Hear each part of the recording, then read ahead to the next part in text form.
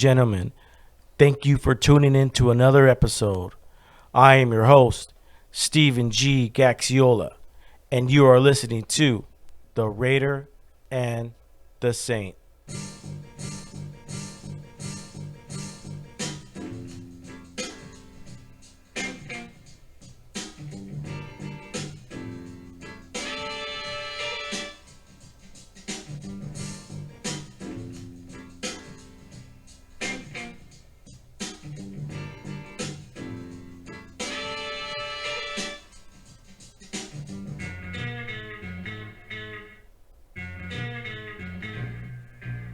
Everybody here is not to it.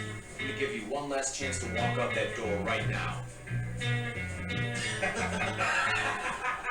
a good one, Todd. Good. That's what I wanted to hear. Isn't this silver slice of heaven here at 1,984 ounces of beer? Cold and delicious beer. And no one leaves here until we finish every single glass of drop. Yo, what is going on, folks? Thank you for tuning in to another episode. Once again, I am your host, Steven G. Gaxiola, and yes, you have tuned in to the Raider and the Saint podcast. First and foremost, I want to thank my guests from around the world that tune in. I want to give a special shout out to someone in Brussels. I don't know who you are, man, but I see you or he or she who's tuning in. So I just want to let you know, hit me up on the Raider and the Saint at outlook.com.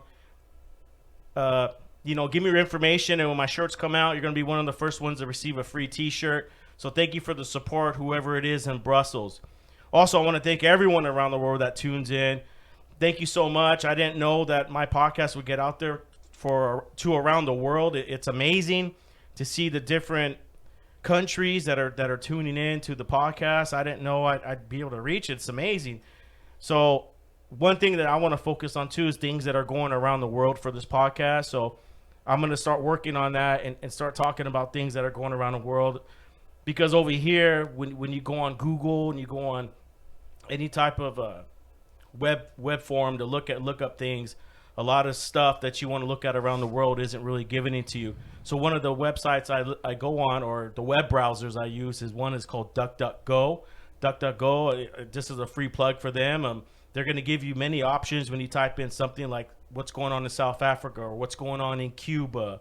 And they're going to give you alternate news besides what Google would give you. I'm not saying anything's wrong with Google. I think it's an amazing job of what they're doing, but I have my personal options with them. So once again, thank you guys from around the world that tune in. It's amazing. I also want to thank everybody that listens here locally, everyone from my coworkers to family, friends.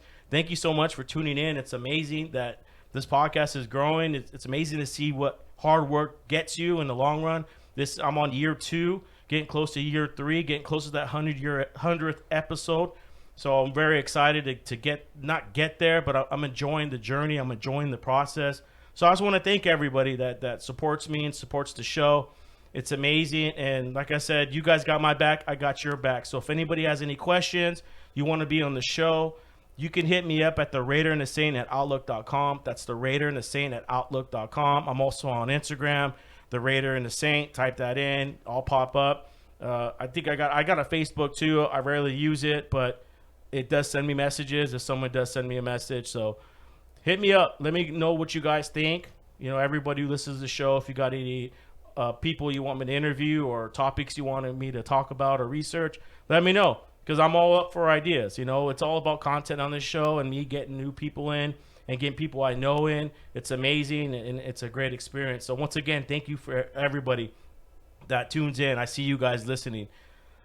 So today's date, the date is Sunday, July 18th. The year is 2021. The location, I'm back at the bunker, aka the studio in beautiful downtown Santa Ana Historic District.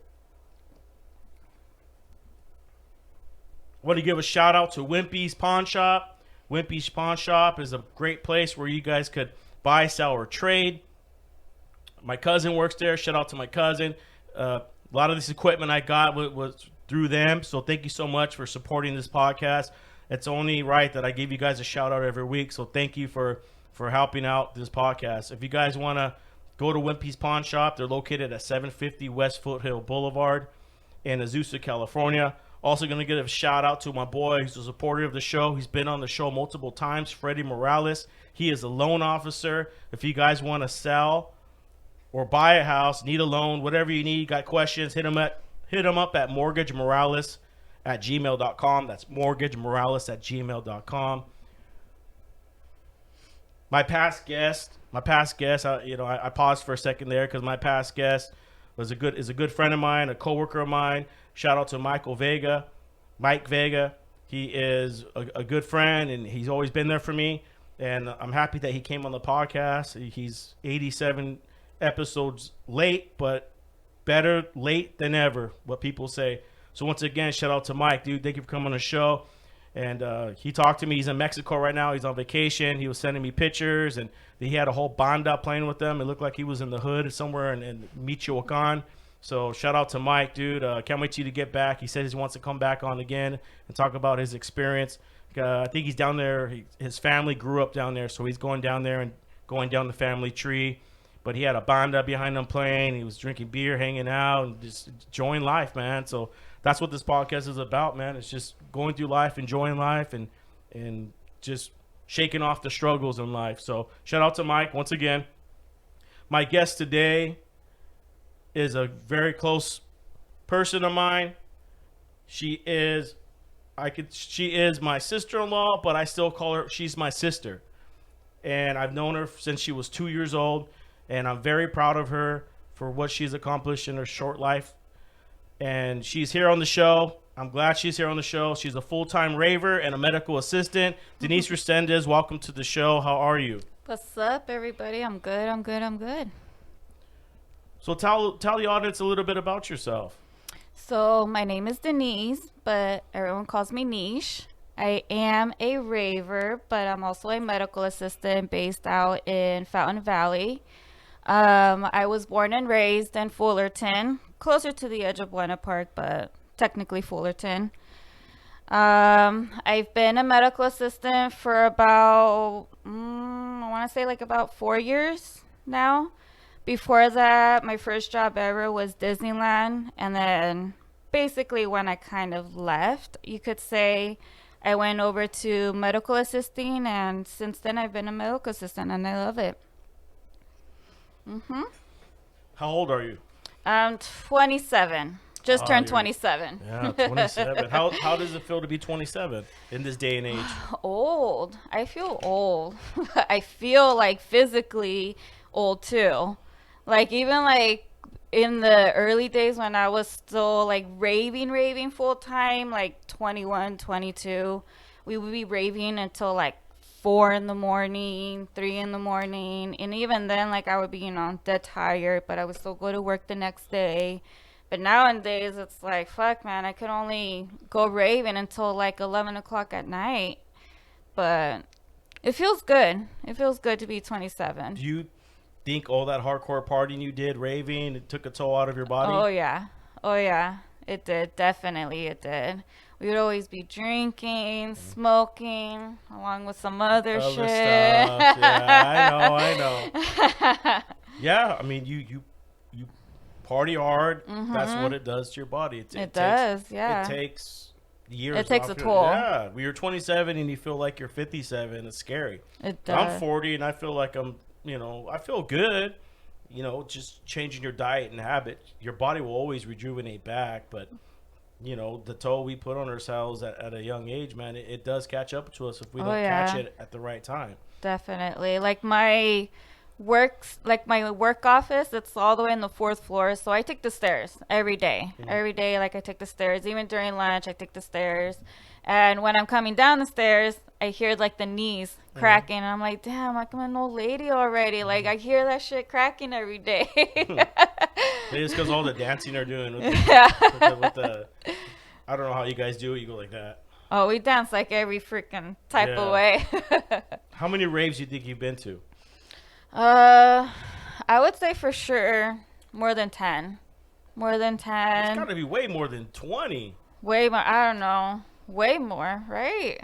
Way more, like 30 plus. I remember for like at least 2 years in a row, we were raving for like once a month, at least once a month. We were just raving it. What's And the best rave you ever been to? EDC. And that's the one in EDC. Vegas. That's the one in Vegas. Yeah. Are they still doing it? Well, obviously because of COVID, they're not getting it. haven't done Last year they didn't do it because of COVID. They did extend it, or like they pushed it back in October because it usually takes place in May or in June. But they pushed it back in October. But then COVID was still happening, so they said like, oh no, we're gonna do it until next year, and they're gonna do it this year in October. They're gonna do it. They were gonna do it in May, but again, they were kind of pushing it back because I guess they wanted people to be vaccinated or prove that they were COVID free. But it's in October. We were gonna go, but it was just how many days is EDC? Isn't it like 3 days? 3 days. 3 Did days. you go so all three? yeah, we Holy went all shit. 3. So it's from 5 p.m. until 5 in the morning. Damn, 12 hours. Yeah.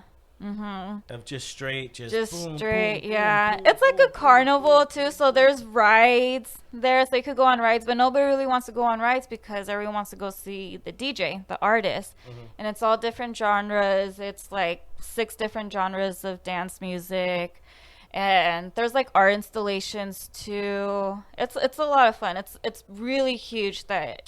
What's behind the big rave scene? What's the culture like? You know, what's behind this? Because I've always wanted to go raving. I always wanted to. I know your sister will let me. She already know. She already know if I go, I'm not coming home. You know, I get a taste of that life. It's over. You know, I'm gonna be out there by myself. You know, don't get me wrong. She'll call me like, go get his ass. Like, I don't know where he's at. You know where he's at. No, but really behind it, it's the unity. It's the unity, like everyone just comes together. Like you just meet total strangers, and then within a minute later, you're like dancing the best. with them. You're dancing with them. You're exchanging phone numbers. Really? You're exchanging. Maybe I should go. Yeah. Meet some new people. Meet a lot of new people. Like we've met over like 30 people. I'm still in contact with at least like a good like 3 of them. Like I still talk to them. I met them through Raves, and a couple of them too. They're local. They're like all Southern California. We did meet this one guy. He was from NorCal. He came over here for a rave, and he was from San Francisco. But he exchanged numbers with Shane, and yeah, we just meet a lot of like new people. People just come up to you, hey, what's up? I like your outfit. Yeah, like we're just dancing around, and then a good song comes on, and then everyone's just like, oh yeah, and then sometimes we look at each other, and then we just hug it out, start dancing, and then from there it just takes off. And do you think that's more because of MDMA? They call it ecstasy. You think because that's the drug it makes you? I mean, they've used it for therapy before. Yeah. For couples, they would give them yeah. MDMA and to help them express themselves, because a lot of times people they don't know how to express themselves. Yeah. So they act different, you know, they act mean, rude, disrespectful, or just quiet, not saying one word, not answering questions. They've researchers I've looked into MDMA, like I said, right now is they've used it for couples therapy, and MDMA is supposed to help you just release and just bring love and just be open and just it's just like a happy pill. It is. It and really do is. you think that's a lot has to do with the raves? No, a part of it, I would say, to be truthful, kind of a part of it. But then there's a lot of people out there too that don't even take that, and they just get drunk. They just get drunk, or they smoke, and then they're fine too. But you do see some people that they can't handle their shit. Like you could tell they've taken something, and you just see the guy or the girl just. You see it a lot. Yeah. Like there's at least one at every stage, and there's like at least 4 to 5 different stages, and they're all different genres too. And every single stage that we go to, there's always like a group of people that are just vibing it. They're dancing, they're going crazy, and then you see at least like one person within the group that's just like too fucked up that can't even handle it. And then you see the mom of the group taking care of that person. So it's the mom. Yeah, like We say the mom Oh, of the okay. group, because she's the mom. She's taking care of everybody. She's making sure everybody is okay. I'm gonna do that, dude. I'm gonna say I'll take care of you. It's gonna be $100 a pop. I'm pretty sure they would be like, yeah, sure, like, Yeah, F I'm it. sure I'll watch you. But it's fun. It's a lot of fun. Like every single rave that we've gone to, we always meet new people. We always meet someone. The one I always wanted to go to was the one I think it's called Wonderland. Oh, Nocturnal Yeah, Wonderland. Nocturnal Wonderland. We've been to that one. That one's That really one's fun. in Europe. No. Oh, you're probably thinking Tomorrowland. Tomorrowland. We want to go to that one. I watched the videos that they would promote. It was like 45 minutes long. And I think I have a few of them saved on my old YouTube channel. Well, not my personal, but my library. I'd watch. It was like 45 minutes long, and for me to get pumped up, I would watch that video. Like, dang, dude. Yeah, we want to go to that one. There's a lot over there in Europe. A lot of different raves over there. There's like a hard style rave over there. I'm pretty sure your around the world listeners know what that is. But there's one that's called... What is it called? Hard Around the World? No, hard style. That's a genre. Okay. Music genre. But there's a rave over there that's called DEF CON, and that's the one that I really, really, really want to go. Like, that's my main one before Tomorrowland. That's the one that I really, really want to go. And that one's in Amsterdam, too. Yeah. Oh, it's got to be crazy. Yeah. It's pretty cool. Like, we see videos, like, all the raves from over there, and it just looks like everyone's just so chill, so like loving, and like so like it just united, and yeah, it just looks a lot of fun. So there's hopefully, no fights, nothing crazy going on. No, I mean I would see like maybe mosh pits here and there, but fights, no. No fights. Not like Knott's Berry Farm. No, nothing like that. What is going on with Knott's Berry Farm? Oh my God, you saw that? That guy that freaking climbed up. I saw that through IG, and I thought it was a prank. I thought like, nah, this shit ain't real. Yeah. And I Googled it, and then I saw it on Facebook too, that some random guy just went up there, but no one knows if he was like on drugs or how did he even get up there. There was a ladder, a service ladder. Oh. But then I don't know how he got to. Well, obviously you got to be able to get to the top. Yeah. Because then how would they put the American flag up there? Yeah. But he was on one. Something. Yeah. Yeah, that was crazy. He had like his arms out, like if he was gonna like jump or something. I'm like, oh my God, like dude, this dude is crazy. I wonder what the cops, when they arrest him, I wonder what they're gonna charge him. Yeah, with. that's what I was thinking too. Like, what would be the charge? Like, would it be trespassing? Like, I don't know if you really. I mean, you kind of are, but.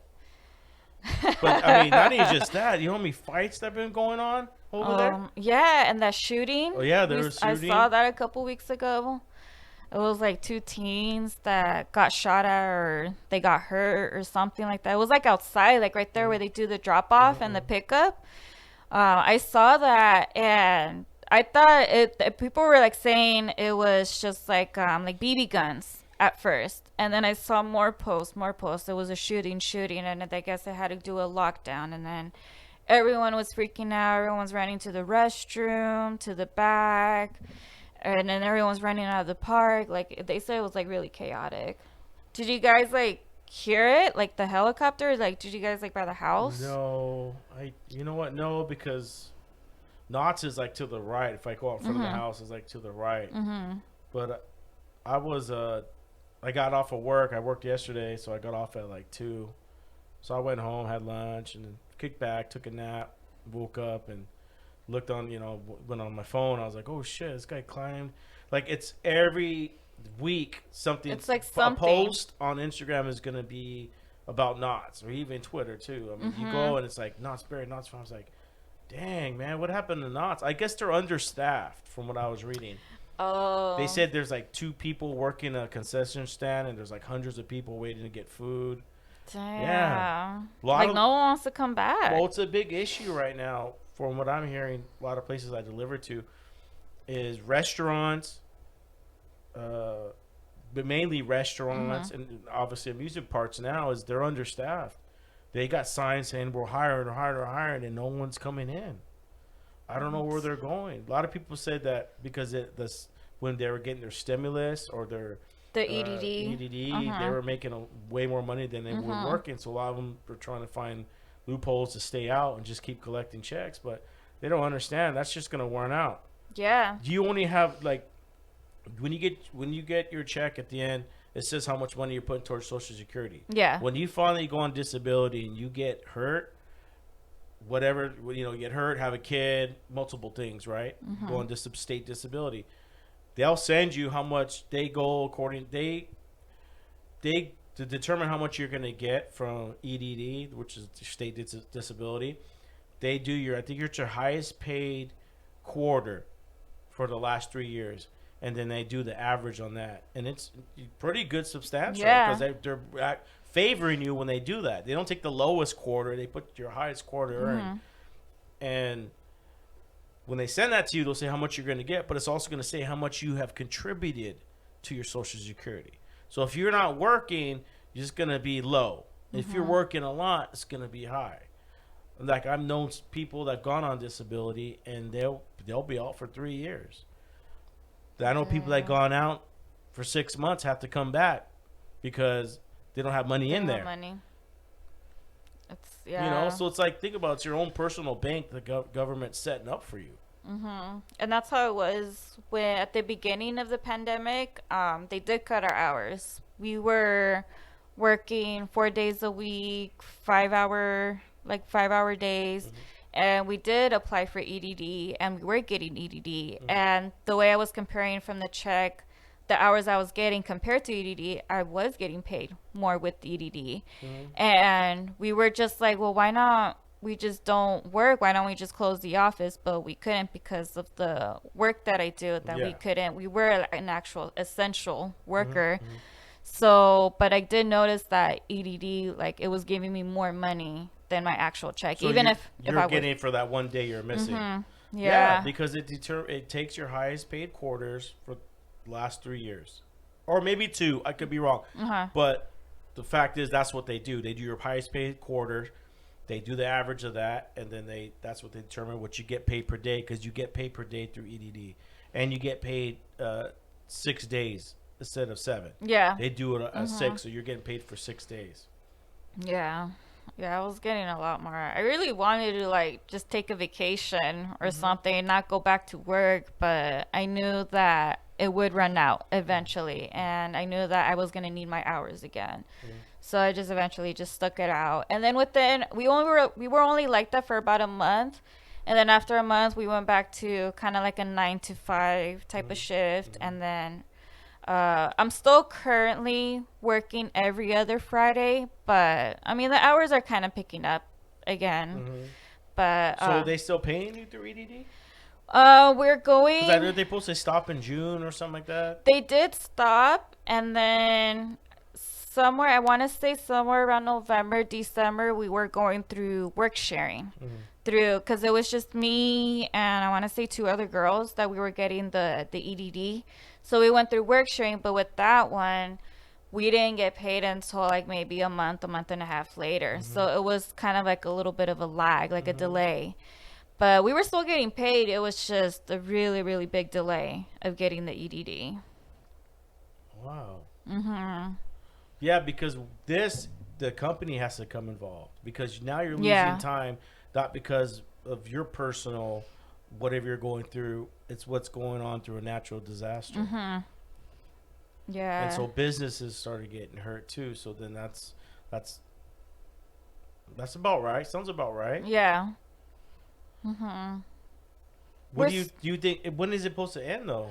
We're still getting it kind of right now. I think the manager told us that it might end this month. But she said if it still continues for like our work hours, if it still continues every other Friday, or if we do go back full time, then that'll be it. This month will be it. But if it's still continuing where we still have to work every other Friday, then she said we'll probably have to extend it. But it's just a question mark if they are going to accept it. Is it working better for you now than if you were full time?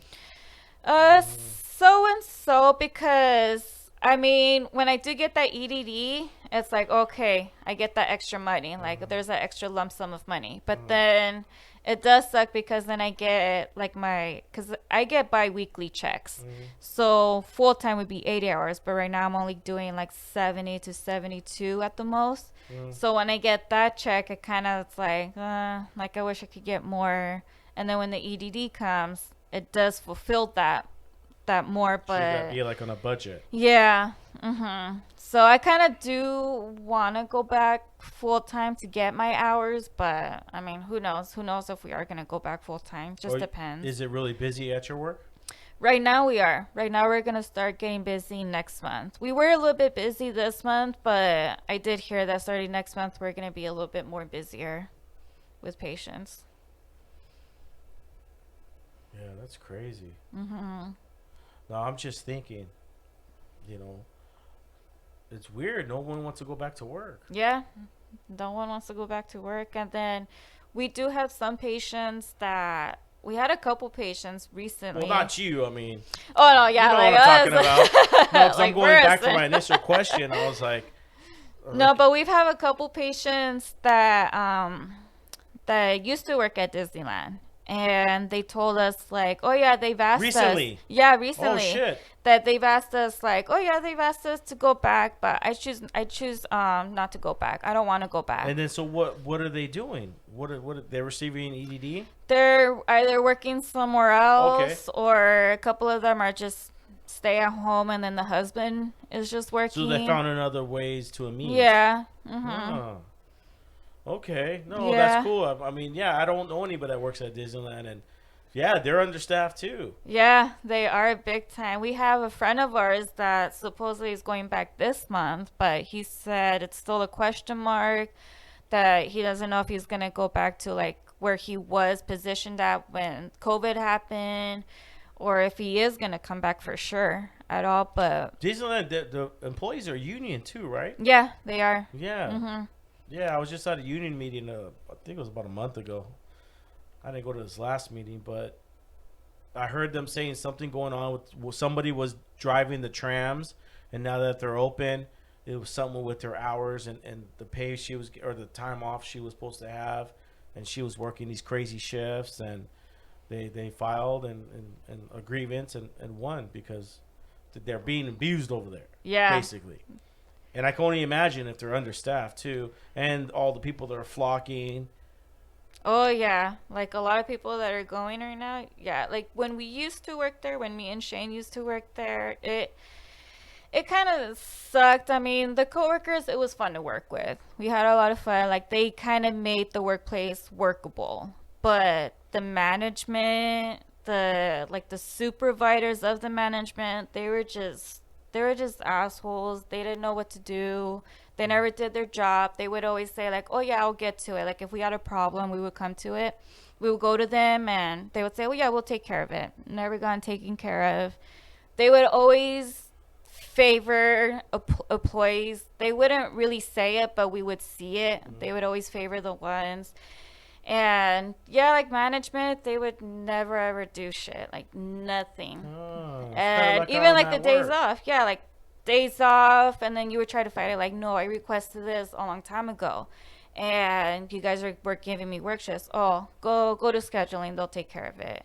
And we would always try to go to the manager for them, for them to take care of it, but no, they don't do anything.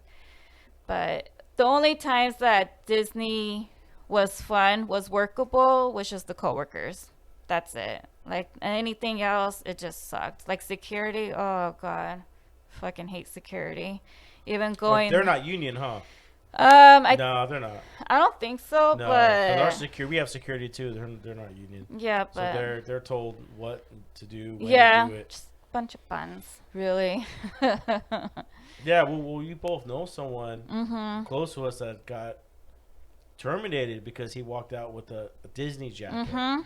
Yeah, I know. And then when he told me that, I'm like, that is really like so stupid. Like, okay, like they could have just said like, oh, I forgot, but no, like they're really like tight. It'd be like UPS saying, or FedEx saying, or Amazon saying, soon as you leave the building, take your uniform off. So we got uniforms we got lockers. It's like us walking out with our uniform. Yeah. And I've walked out with the uniform. I walked out with the jacket before. I even walked out with like pants before. I would just probably put like a hoodie over it so it would kind of like camouflage. But I don't know. Like they're just like whoever is that one person that just catches you, they're gonna be the rat, and then just goes to your manager, and That's crazy. and so from there, yeah. And it sucks too. Like they don't even give you warnings. They just, all right, you're done. That's it. You're fired, and it sucks. And then it sucks too that when you're late, you get a point. If you're not dressed in the costume you're supposed to dress, there you go, another point. If you're not wearing the right socks, another point. If you're not wearing the belt with the costume, there you go, another point. If Kobe. yeah. So it's just like another, like one thing after another, and then you have to watch how many points you get, because if you get a certain amount within the month, within 3 months, or within the year, then boom, you got a warning, or nope, final warning, after this you're done. And we've known people that have gotten fired just from points, and they're actually good How many workers. points do you get? Within the year, I think it's still at like 36, and then within a month, I want to say it's 9 points. But if you call out, that's 3 points right there. And then if you're tardy, I think that's like 1.5. So 36 points, 3. What is that? 3. What's 36 divided by 3? 3. So like one, Eight, like 9. 13, right? That's 39. 30 or something 12. like that. 12. 36 points. So you could call in 12 times Yeah. And we would. in a year. Yeah, and we would count our points, like, so we would watch our points, like, okay, this is how much points I have before I get a verbal or something, and we would call out or call in, and we would just count the points, making sure, like, all right, we're not going over the limit, we're just right there at the borderline. So we would, like, yeah, we would, if we knew that we could call out, just fuck it, we'll just call out. If we knew we could be late, fuck it, we'll just be late. Would that be a full point if you're late, or a quarter of a point? I think it would be like a full point, Full point? even if So you're they like have no increments, like. no, even I think if you're like 10 minutes late, that's a point. Like it's just automatic. Like it's just I remember when I got my DUI, I was 25, 26. A couple years into driving, and so I had to go through the whole process. But one thing was I had to go back to the hub. I couldn't drive, even though I never got my license suspended. But the fact that I committed this crime or felony or whatever you want to call it, UPS, FedEx, Amazon, when you go behind the wheel, there's certain ways you got to go about it, and every company's different. For my company, it was more. I didn't have to only just deal with the court. I didn't have to always not just deal with the court. I had to deal with the DMV as well, and then you deal with work. And for me, I had to go back into the hub. I've never done we have the AM shift and the PM shift. How to do the AM shift? It started at like 2, 3 in the morning, and till 8. So you get your 4.5, 5 hours. When I clocked in, it was my first time doing early AM or AM shift. You clock in, I had to be in a certain area, right? I'd clock in on time. I'm on time when I clock in. But by the time I walked to where I needed to go and I got there, I was already considered late. Even though I had already clocked in, they said, no, you need to clock in and be in your position on time. Oh, wow. Damn. So I was late. I was threatened because you only get 3. They start coming on you after 3 tardies, and because they know they know you're right there. They don't know why you're there, but they know why you're there. Yeah. And so when you go there and you're in that position, they start looking at it like, oh, this is an opportunity to get rid of someone because they get points or whatever happens to them. And so you're here. You're not supposed to be here. You're supposed to be on truck. You're just buying your time. It's like being in jail. And then you're just getting harassed by management because they know why you're there. And it's a horrible experience, man. But I was in and out, and I was driving within 2 months, I think, 3 months. Okay. But I know people are gone for years, a year, Yeah. 2 years. So the point system, man, that's pretty cool. Point system. Yeah. And what sucked too, where you would check in, like you would check in with your your ID card, you would have to check in at your location. You couldn't go anywhere else. I mean, you could have, but you would get in trouble for that. And I think there was only 2 locations where we could check in. And sometimes if we're running late, we would have to, because there would be a tram that could take you behind the park to your location. Yeah, because you have to take a tram to your car, right? Like a bus, like a shuttle bus. Yeah. And you would just take the tram to your location, but sometimes if the tram takes forever, then you just have to book it across the park and then just run across, go the back route, and then just try to make it to your location. How long would it take? Yeah, you would leave the I would leave house. an hour before. An hour 15 if I know And you it might barely be make traffic. I would, like maybe 5 minutes to spare. Damn, Yeah, dude. And you're or going on down the time. street. Yeah, just down the street. It's like 5-10 minutes away from Cause, mom's. Because from the same location, I just gotta go a little. I'm right down the street from Disneyland, and I would get into the hub. I leave at 8:15. I make sure when I go to work, because I know by the time I get to work, by the time I have to walk through the gate, now they're making you us time scan it, in. yeah. They're making us scan in now at the gate. We got new IDs. You got to scan in, and by the time I get, my center's in the front. So I already know how long it's going to take me. Then you got to log in. There's like 4 different screens now. I mean, it's a lot you got to do to log in. I can't imagine you parking and having to take the shuttle. How long is the shuttle ride?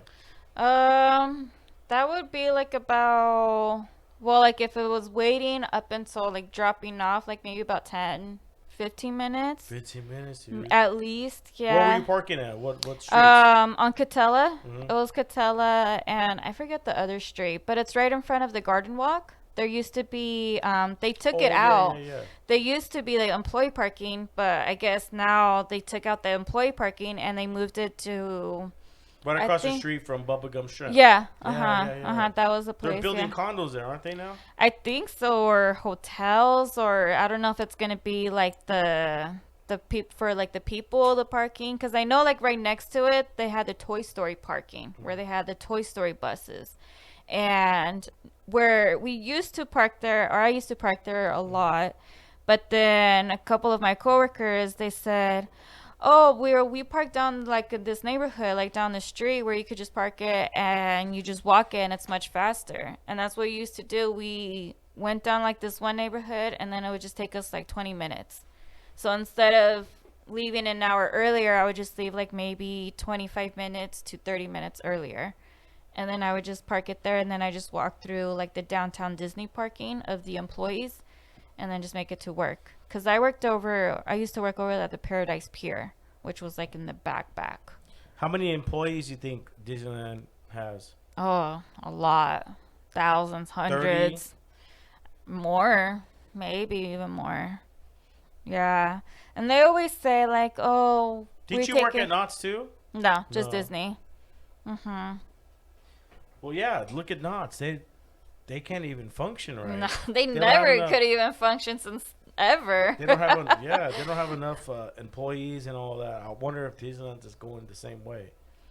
Probably. I mean, Because that's a lot of people that lost their Yeah. jobs. yeah, a lot. You And know? I heard too, I just read on Facebook that I guess they're going to try to send at least 20,000 SoCal workers over to to Florida. Florida. I was reading on that. And that shit's pretty crazy. Like, I don't know why they're sending them over. They said it was because of like a project or something. But yeah, shit ton of Disney employees. What do you think about this new Delta variant? I don't know. It's very questionable. It's like, I'm like, I don't know. I kind of question it. Like, is it even gonna exist or no? Or are they just freaking They're saying the that? people that are getting sick are non-vaccinated. They're non-vaccinated. Mm-hmm. And this Delta variant is more contagious than Then the COVID. than the regular COVID. So I don't know. I mean, because it's starting to pop up now. It is. Yeah. LA County just went on not lockdown, but you got to wear masks indoors now. Mm-hmm. So I don't even know how long been able to have the mask off, because a lot of these places you go into, they still have the wear the mask sign. The mask required. Yeah, and then I walk in and no one's wearing masks. I'm like, well, take the fucking sign down. Mm-hmm. I know the rules, but I'm not gonna go in there and get yelled at by people, you know. And so one of the guys I go to, one of the liquor stores I go to, he saw me the other day. He goes, "Hey man, you look different." He goes, "You look different." I go, "Because I haven't been wearing. I'm not wearing a mask, bro." You're seeing everything right now. So you think that's gonna happen in Orange County too? You think they're gonna tell us to start wearing masks indoors now? I wouldn't doubt it. I really wouldn't doubt it. But honestly, no one's gonna listen. If they were saying that at the beginning when the pandemic started, then half of those people were not really listening. They were doing protests. They wanted everything to be back open. They were anti-mask. I mean, I really feel like, yeah, they probably are going to say that for OC, but I don't think no one's going to follow it. No one's going to follow those guidelines. Yeah, I talked to somebody too, and I said, "Look, it man, they're going to push a second lockdown. Mm-hmm. They're say we're not all vaccinated, therefore we're going to have to do another lockdown." Mm-hmm. And some people said this is the plan, the end of the world plan, or the depopulation plan. But I've heard a lot of business owners, personal business owners, at first they didn't lock down. Some of them stood open. I know my bar that I used to go to, Mm-hmm. can't give them a shout out, I don't want to give them trouble, but they were open the whole pandemic. I just never went. But they were open and said, "Fuck them, we're gonna stay open. Like, yeah, we're gonna get past this, because you're taking a lot food, of a lot of jobs, a lot of money stuff's getting Mm-hmm. made." So this second round, I don't know. I don't know if they're gonna make us wear. I mean, you can see what's happening in Los Angeles. Mm-hmm. The issues they're putting. What agenda they're putting? What agenda are they? Is it really true? Because we know we've caught in news media's lying. Yeah. So I know in France, they're already on their second lockdown. Mm-hmm. And at first, vaccine was, if you want to take it, take it. It was your choice. Now they're forcing inoculations, if I said it right, to everyone's got to start taking the shot. They're protesting over there. They're in the streets. They're fighting because now the government's saying everyone needs to take it now. You're being forced to. Everyone, medical. Just everybody. Everyone except, look it up. I don't know if it's right or not, but this is what I heard, one of the sources. Everyone except the cops. Really? Yeah. Everyone except the cops. Right. The only person that could verify would be Jerry.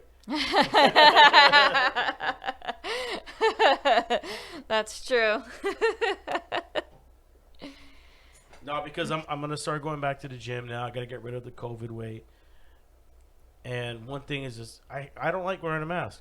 Mm-hmm. And I have to wear it in the hub. I have to wear it, out on the road, if I'm getting near people. Mm-hmm. Like, there's really no line they're saying. They don't tell us to take our masks off when we're out in the customers. They're letting us make our own decision. Mm-hmm. But in our hub, we have to wear the mask now. I think we only were able to take it off for like 2 weeks. And then still people were wearing them. Some people weren't. It's like, it's getting confusing now. But So I guess, it's like, yeah. yeah, because I take my mask off when I'm there. I can't fucking breathe that shit on. Mm-hmm. Yeah, especially like at my work too. But you have to wear those at your work, right? I have to, and it kind of does suck because I'm like, because we're all vaccinated at my work. We got all vaccinated, and we do have like some patients that come in that are not wearing a mask that we have to tell them like, oh, you have to wear a mask, just because we are in a medical setting, like we're in a medical facility.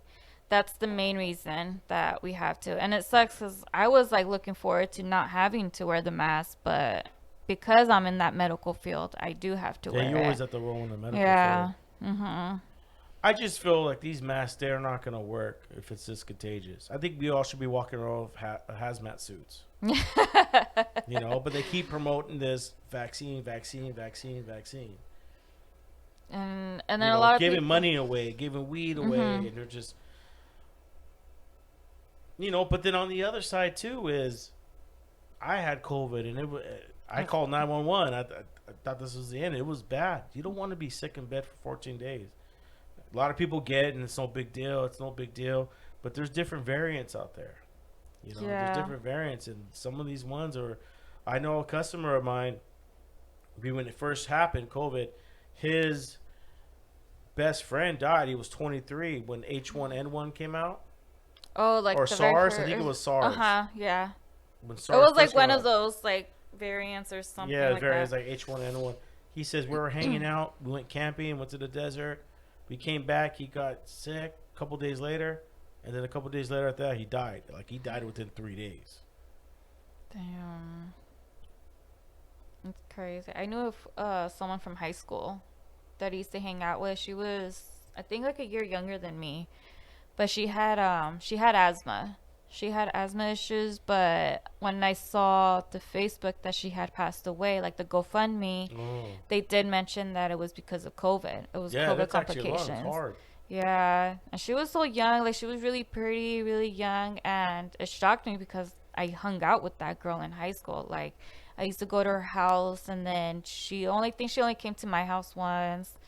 But it's crazy. It affects a lot of people in like a lot of different ways. Like when we had it in December, oh shit sucked. It sucked a lot. Like he got it first, and then a couple of days later I got it, and the taste and the smell was just Did gone. you ever get your taste and smell back? I have it like I would say like 90%. I wouldn't say the full 100 because I feel like there are still certain things that I can't fully taste until I get a couple more bites, and then I could taste it. But there are like drinks, I could taste drinks. I could taste like everything like that. But food, there are still certain foods that I kind of have like a little late delay. But I don't know about him. I think he still has his. I think he got his back 100%. But So it took a while. Did you get it pretty bad too? Yeah, I would say I was fully sick maybe for like about a week and a half. For like the first couple of days, like the first 3 to 4 days, it just felt like a cold. Yeah. It just felt like a cold, and then the next day I couldn't I was congested. I couldn't blow anything, or I couldn't like sniff or anything. It just felt clogged up. And then that night I got the fever. I got the chills. And then the following day, like around dinner time, that's when I lost the taste.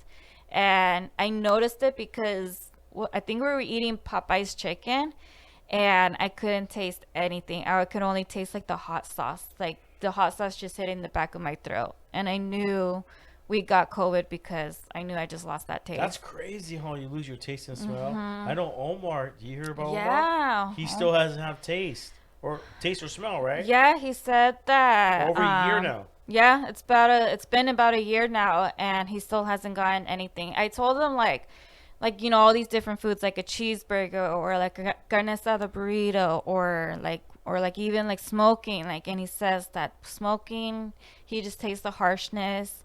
Carne asada burrito, he said I could kind of taste a little bit of it. He said not the full extent, just a little bit, like a hint of it. You know what? It's probably like me too. I got COVID tongue. My whole tongue was white. I had to yeah, it was just big and white, just gunk all over it, and I had to scrub it with the toothbrush. I had to. I was like, I got to get rid of all this. But I had to drink a lot of Pedialyte. It was at a point where I was like, if I didn't force myself, I knew it would have been bad.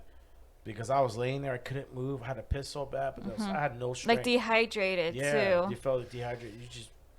I mean, I lost close to 30 pounds when I got it. Really? Yeah. I gained it back, of course, but you know, when at first I looked at my face, I said, "Man, like this was bad." You could see my cheekbones and my eyes were all sunken in. Like it was bad. It was bad enough where it's you know, and Zayla, they went and got the shot. Yeah. My Isha told me that they went ahead and went, and my mom went maybe like a month before or so. So I'm like, which is good. It's good. Everyone has a choice. But when people say that it's a conspiracy, and it's a depopulation control, they're trying to kill us, this is end times or whatever you want to say. The ones that say that it's not good for you, it's going to harm you, it's harmful, it's going to kill you. Okay. Well, I'll let you say that. But if you look at the data and you look at the numbers, yeah, there is a percentage you might take it and you might have an allergic reaction. I've seen videos of people having seizures. I don't know if it's true or not. One thing I live by is believe nothing you see and half of what you hear. But when you take the data and you look at what can happen if you take the shot, the data shows that does protect you from COVID. It does help your immune system fight this. Okay? When people say that it's bad for you and you're this and that, okay, I'll agree with you with that. But one thing that upsets me is, like, if you're going to sit there and you're going to put poison in your body, by drinking or smoking, and if you look at those statistics, you look at the statistics of lung cancer. You want to die of lung cancer? That's the worst way to die. One of the worst days they've talked about when you get lung disease and lung cancer from smoking, emphysema, and all that bullshit. The worst way to die is fucking lung cancer. Your lungs, that's horrible. Yeah. So when people say these things, everyone needs to look at themselves and go, okay, unless you're a full fit 21-year-old and you're eating good foods, you're not putting poisons in your body, then yeah, your immune system is going to be a lot stronger, and yeah, maybe you don't need to take the shot. That's fine. But people that sit at home and they watch TV and they're drinking soda and just putting all this garbage in our body, and then have the nerve to say, I'm not taking no shot. Well, those are the ones that are getting sick right now. Yeah. Everyone's going to get it. I didn't think I was going to get it. I was one of those guys that, I'll get it, fuck it, you know. I got it. I was like, fuck, I don't want to get it again. Yeah.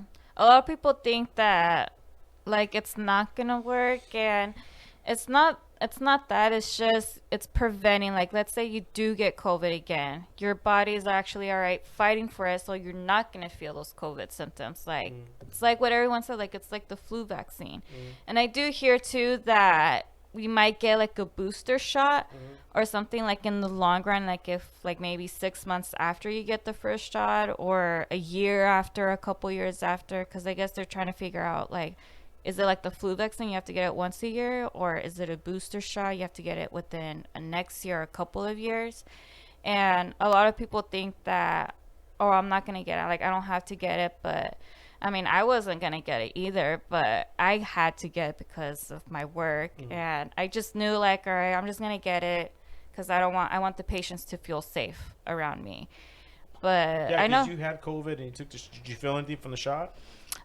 Just sore. A lot of soreness in the arm. I just felt like I couldn't lift it. Like, it just felt like someone just punched me like a punching bag. It just felt like that. And then my head was like a balloon. Like, it just felt like allergies. It just felt like that, and I don't think anything else. It was just mainly the soreness on the arm, and then like a big old headache. And then the next day, the arm was still a little bit sore, but it was already going down. I just took some, like, ibuprofen, and then I was good. I felt fine. But I know, like, I heard other people, like, for the Moderna, like what Zayla and Isha got. I don't know if they got sick or not, but I would hear, like, stories too, like, oh, I would feel like shit, I got the fever, I got the chills. But I know people that got it. There's different stories with it. Everyone just reacts differently towards the vaccine, and a lot of people think, like, well, I don't know which one to get, Moderna or Pfizer, or, well, Johnson & Johnson is, like, out the picture right now. I don't think no one wants to get that one, but I mean, you just get the vaccine, just get it, and just be over with it. Yeah, a lot of people are asymptomatic too, where they're carriers and they don't even know. I just watched this documentary. It was on HBO. It was about one of the cruise liners that got stuck. They got stuck in, I think they were in Japan. Oh, yeah, I watched like the documentary from earlier, yeah. Yeah, it would do a document day 19, day 20, and it was crazy. Going from celebrating, hanging out, different venues, multiple levels on this boat to like everyone. The captain says everyone needs to go to their rooms, and they're in there and they're bringing in food, like 2 pieces of bread and like cheese. You know, they were on the boat for I think 40 days. Yeah, it was like It was more than a month. Uh-huh.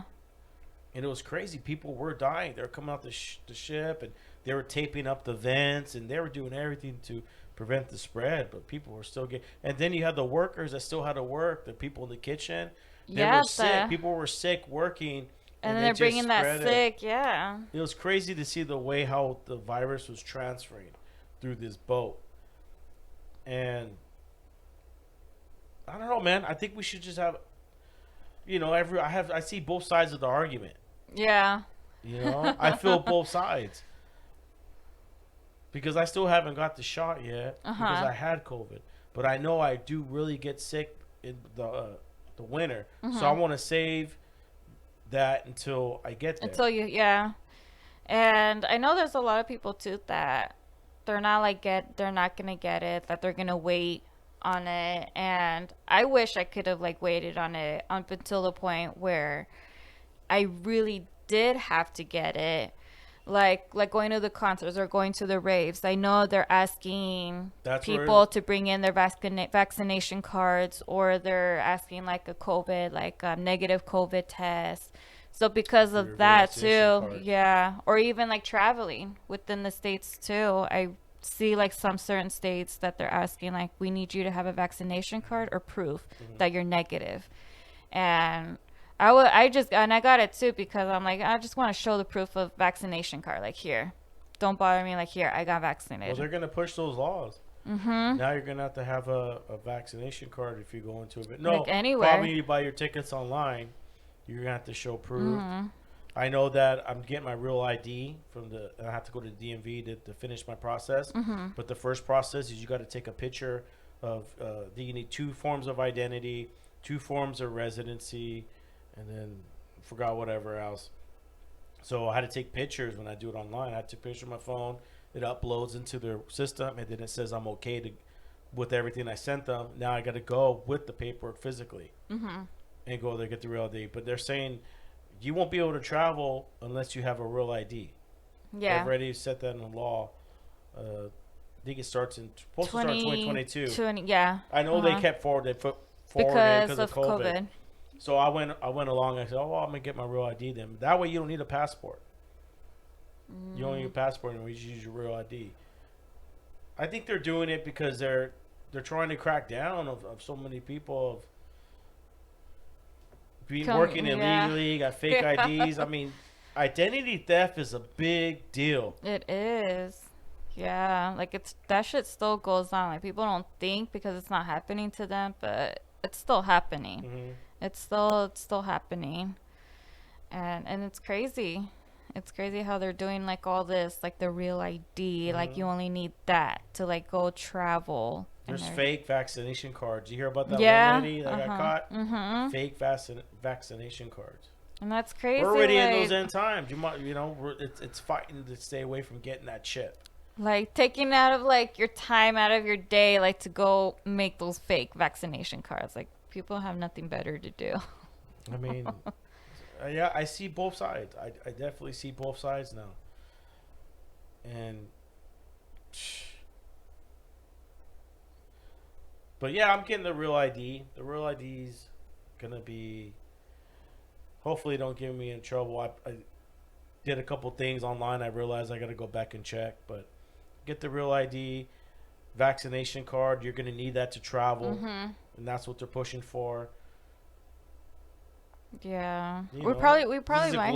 It's a global conspiracy, or we're just trying to save humanity. Whatever the way you think about it, you know. Because when does it not become a personal issue compared to a worldwide issue? You know, when it says, "Hey, dude, I know you got freedom, you got freedom of speech, this and that," but when it comes to the world and the deaths that are happening, do they said, "Okay, yeah, I know you got rights, but we all need to take this shot, or humanity's over." Yeah. Because this virus is going to keep mutating and mutating and mutating. Mm-hmm. I get it. Cancer. More people died of cancer. Yeah, but right now we got to deal with something that's spreading faster than cancer. Yeah. Mm-hmm. A virus. That's just like you don't even know like if you have it or not. You don't know until like 2 weeks later, 2 weeks late. I know when I used to go to Disneyland, I'd always get sick the next day. Just you come down with something, you just feel groggy. Really? Yeah, I don't know if it's feeling tired, but it's because you're touching the poles. You're touching everything. Look, you're standing in line for 3 hours with a bunch of strangers. Everyone's spitting, all that, and you're breathing that, and then you're touching your nose, and then you're just all crowded, next to each other, breathing on each other. Abby would put her face on it. I go, don't touch the pool, because I already know you're gonna get sick. It's so filthy. So many, and I always get sick. You know, so I get it. When you get more people in like a venue, yeah, there's more interaction. There's more. Everything's being transmitted. All the disease. I know someone that his friend went to downtown Fullerton when they released the restrictions and we could go to the bars. Oh, when and they he slept with someone unprotected, and he ended up getting a disease where he had to go get a skin graft on his dick. Oh my god. Yeah, dude, his dick was all fucked up. They had to do his whole skin graft, dude. I was like, that's disgusting. But yeah, the diseases are real, dude.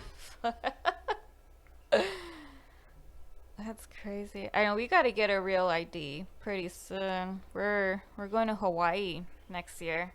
You guys are going to Hawaii? With this family for his mom's birthday. Where are you guys staying at? Maui. Make sure to rent a car now because I heard it's hard to rent cars down there. Yeah, that's what my doctor that I work for, he was mentioning that his one of like the anesthesiologists that comes in to do the procedures, he was mentioning that it took him a long time. It took him like different dealerships, I guess, or different places to rent a car. I guess the car that they only had was like a big SUV only for like a couple and a little baby. And they did rent out a car. I think he said it was like a Mercedes Benz or something. But they said they gave that car away because the person that came, they offered more money. So they're like, okay, we'll give it to you. Yeah. Yeah, so, you heard that too. Yeah. Yeah, so you have to like do it now or you just have to like work your way. I think he even said to someone else that was over there, they didn't have the car, another car for that family. So they actually rented like a U-Haul truck. That's how they got around with that. No, I heard that too. I was like, damn. Yeah, I was talking to one of my coworkers. He's heading down there, and I had already heard about that. I go, hey, what about renting cars? And he goes, yeah, man, it's tough. I know people are renting U-Hauls. It's crazy. It's like right when. But then it also shows that with everything we went through, people are still finding a way to succeed because it's expensive still to go to. Yeah. I know they have specials though. What you got your flights already? No, we're gonna get it in November. That's when the next special is, or the next sale or whatever, and that's when we're gonna get our tickets. I think his mom already got the hotel or a little condo that we're staying at, so then we just have to pitch in our part for that. But she said for the flights, we're all gonna get it together, so we're gonna get it in November. I'll let you guys know when, so just send the money and then I could book it. And yeah, we're gonna go. How many days? I think it's for 6 days. 5 nights and 6 days. It's from Saturday and through Thursday, I want to say. So it's gonna be fun. He's been there. Him and his family have been there, but I've never been to Hawaii, so I'm excited. You guys gonna go to a luau? Yeah, luau. I want to do everything. I want to go hiking. I want to go obviously to the beaches. I want to go to a luau like every night if I can. I want to just do everything. I even asked a patient of ours, she lives over in Oahu, but she's gone to Maui. And she said, like, I've asked her, like, oh, what can you do over there? And she just told me, like, all these different places to check out. And she said, yeah, whenever you go, I'll write down everything for you, and then you could just go check it out. But I'm excited. I'm gonna come back even darker. Even darker. Even Pierta.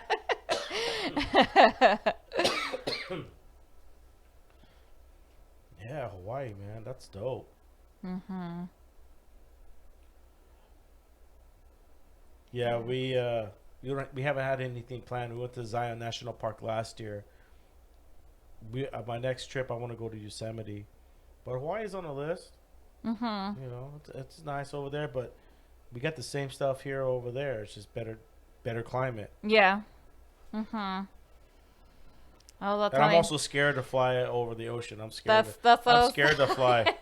I was telling Shane like, damn, like I better like take some like I've had anxiety Xanax before. or something. But I've also got on a plane. I was doing cocaine, and you know I would pregame. You know, when I went to Sacramento for how many times did we go to Sacramento? Oh, quite a few. I flew out there the last.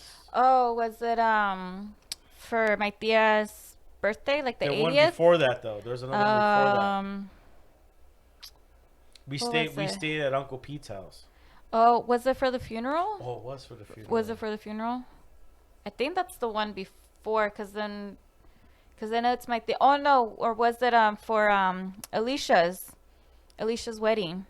That's what it was. Alicia's wedding. Yeah, it was a wedding. It was a wedding weekend. I remember. Yeah, because we all stayed up at the old Pete's house. Oh, yeah, I pre-gamed, did a couple, and I got on that plane, dude. My heart just went. I want to get off this plane. It was weird. Do you think it could have been like the elevation? I think like it's when elevation you were going up? It could be elevation change because I know they try to readjust it. But the last time I went for Nina's or for the wedding. For the wedding, I was pre-game. I got dropped off. I did a couple líneas. I drank some beers, and I got up and I had to get like 4 shots of Jack. Dang. I had to start talking to the guy next to me. I go, hey, dude. I have so bad anxiety, dude. I want to jump out of this plane.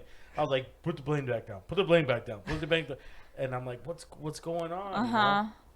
But I was also still on my medication too, so I probably shouldn't have been mixing things.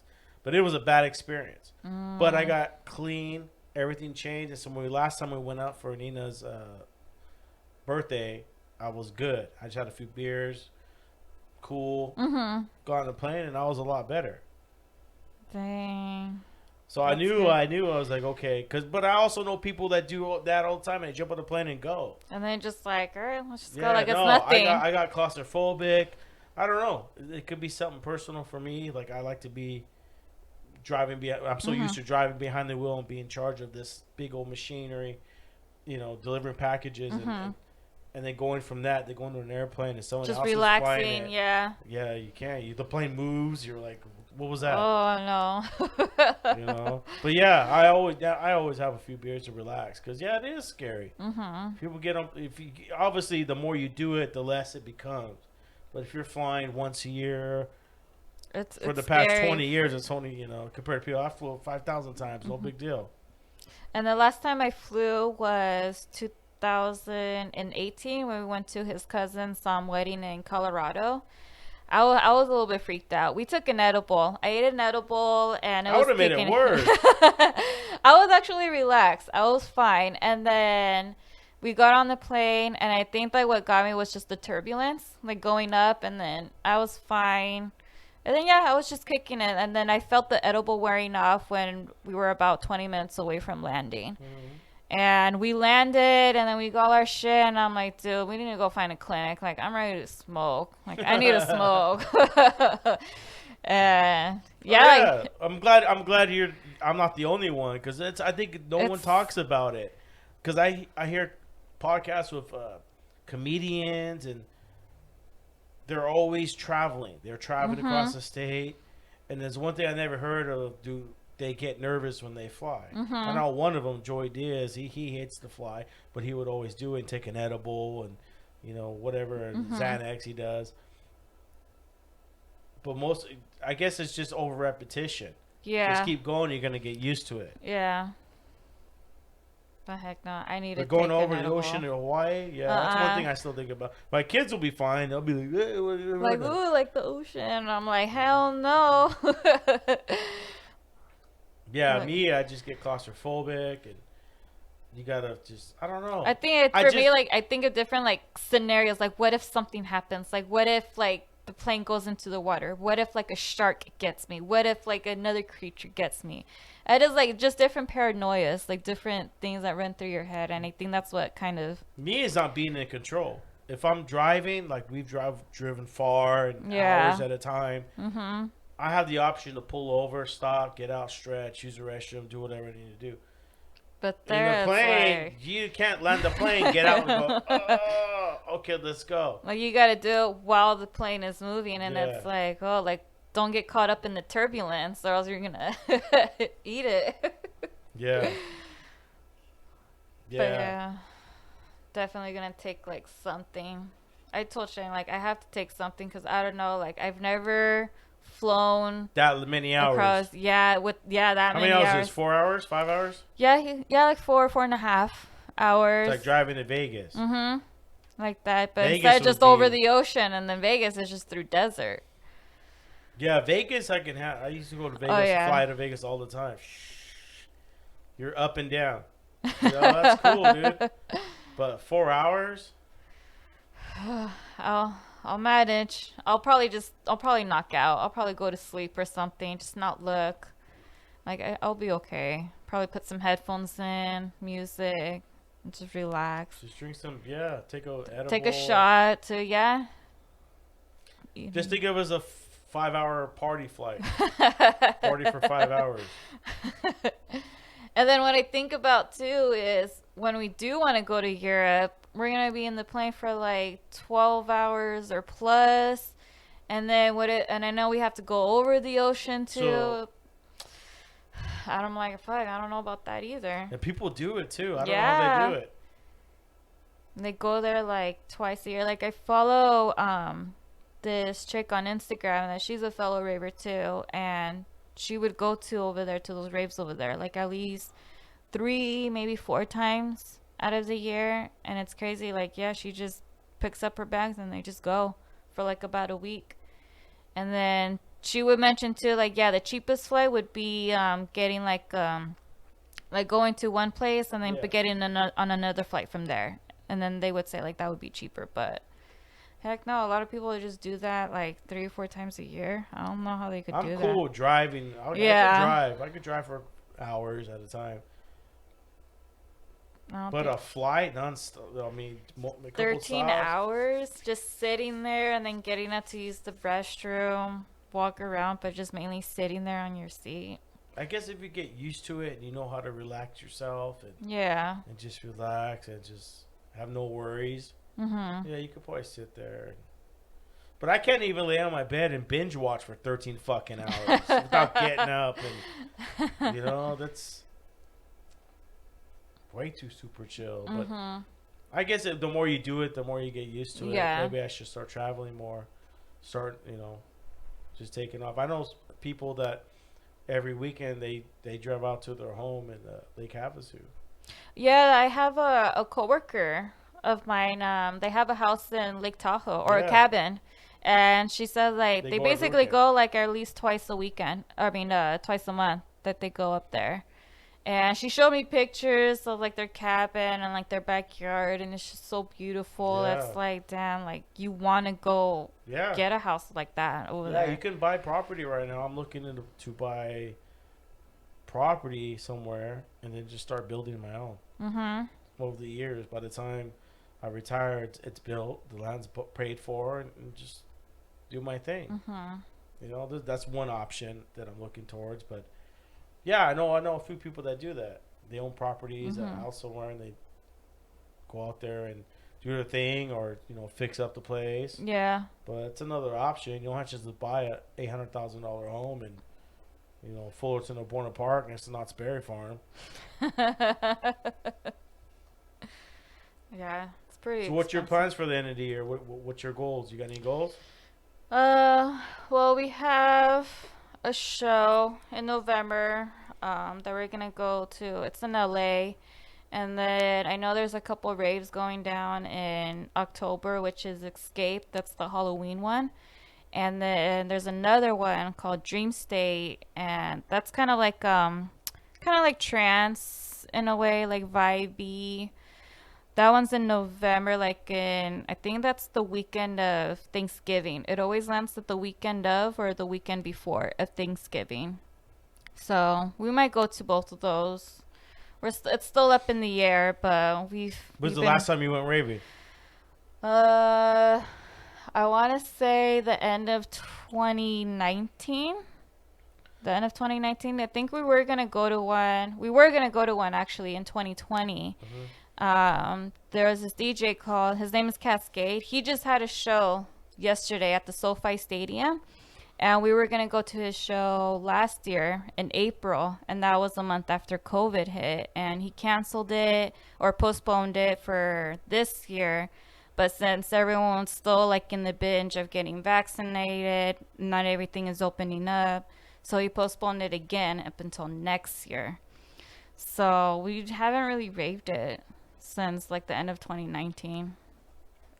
You think it's going to get extra crazy when it all comes back? Oh, yeah, definitely. I think when they said the EDC tickets on sale, which was like a month or 2 months ago, it got sold out within like the first couple of weeks. So I'm like, people need to release. Yeah, everyone's ready to rave it. Everyone's ready to go back to it. Damn. So you already have your first show you guys are eyeing? I'm like, we have to go. Like, I'm itching for it. What's the average age of ravers?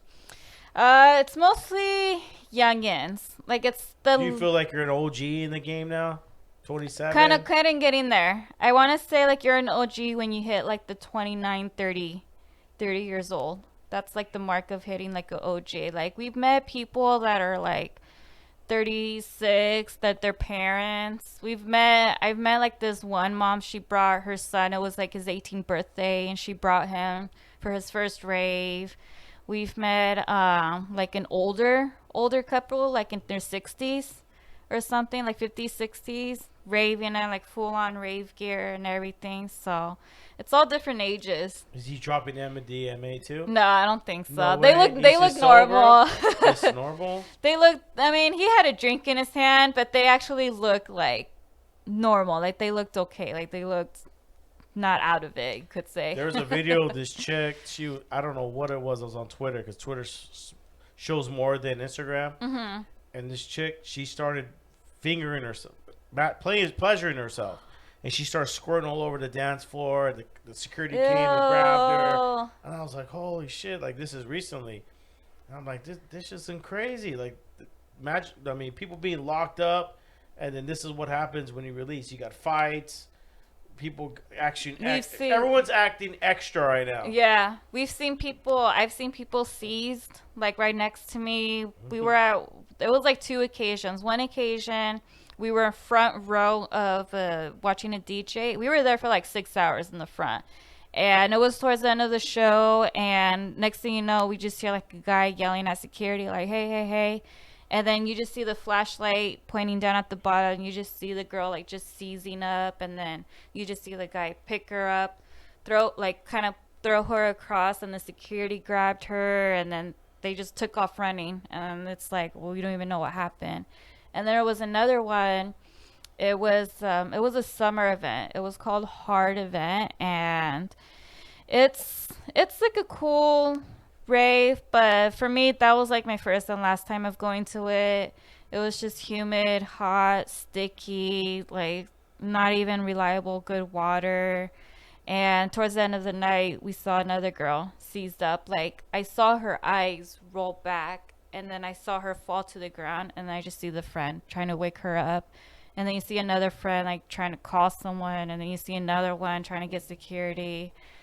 And that same night too, we saw another person, and they were getting CPR. We saw them like actually getting CPR. Jeez. Yeah. Fuck fighting, no. We're gonna fight ourselves. I don't think we've ever seen a fight at a rave. There's or maybe overdoses. I have. I don't know, but it's mainly just people just can't handle But they the have shit. stations though, right? Yeah, they have if first your aid stations- kits. Well, no, they have stations that test the quality with no judgment. You could go to the Really? station. I think it might be overseas, but they would test. If you bought some stuff, you could go and test it, and they would tell you if it's safe or not to take. Oh. because they're trying to prevent overdoses. Like, it was Like if it's not laced, non-disclosure. They would do it right there and test it. They'll take a piece off of it, and then they'll test it, and then they go, okay, this is good to take, and you go, because look at either that or fucking they're taking care of overdoses all day long. Just people running out on the stretchers, people running people out. That's crazy, though. Yeah, and when we get our stuff, we do test it. We test it before taking it, and we read up on it too, like what kind are we taking, but there's a lot of people out there that it is legit, it is good, but then let's say they take half of that. An hour goes by, oh, I don't feel anything. I'm going to take the other half. Like an edible. And then 5 minutes later, boom, it just starts kicking in. And next thing you know, they just take in too much and they can't handle it. Mm-hmm. And it's a lot like that, like an edible. Like you take it, you don't feel anything. And then you're like, let me just take another one because I don't feel it. But then, pretty soon it just all kicks in right away. Yeah, edibles are a big difference from smoking it to taking it. Mm-hmm. And you could taste the quality and all that when it kicks in. Mm-hmm.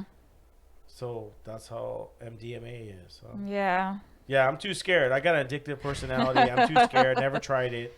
Okay, I've done other things, but not in mushrooms or anything like that. Oh no, I haven't. You ever tried mushrooms? No. They said it's supposed to be pretty cool. You do microdoses. I got it psychedelic. I heard it's really like psychedelic experience. I have a friend. He does all that shit. He does mushrooms. He does what's that thing, like the stuff that you said, DMT? He's done that. Oh yeah, DMT. He's done that. Tell him to come on the podcast. I'll tell him. Yeah.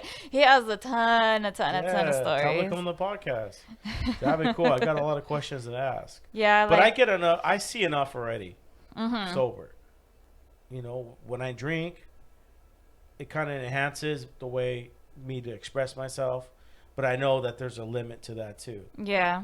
People do certain things to inhabit, what their character is. And for me, I've noticed that I've always written good papers when I have a few beers. Nothing crazy, not till I get bad though, but enough to where I can write. So when I do my podcast, when I do my outline, I like to have a few beers.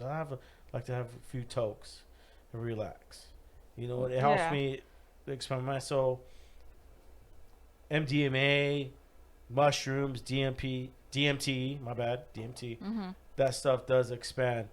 But everyone has their limit. Yeah. Some people need that to get to that point where I'm at with this podcast is I'm comfortable of working it with this and take it to psychedelics are crazy. Yeah. Look at I took an edibles and I was like, hey, man, this is too much.